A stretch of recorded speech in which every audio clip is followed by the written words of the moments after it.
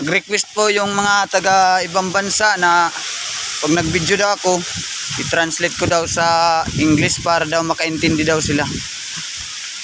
Ngayon po, pupunta po kami ng bundok. Ay going to Mount Pinatubo para po manguha po ng saging ay tab-tab banana ketchup para po may pumasok po na pera, money cash in. Kasama ko po yung aking kapatid si Jik Kabilyan.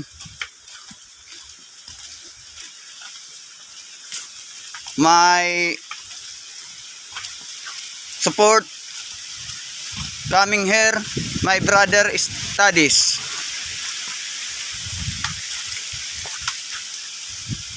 Sana po makaintindi po yung mga taga ibang bansa po, yung mga Amerikano po, I realize you intend this my English speaking to the point.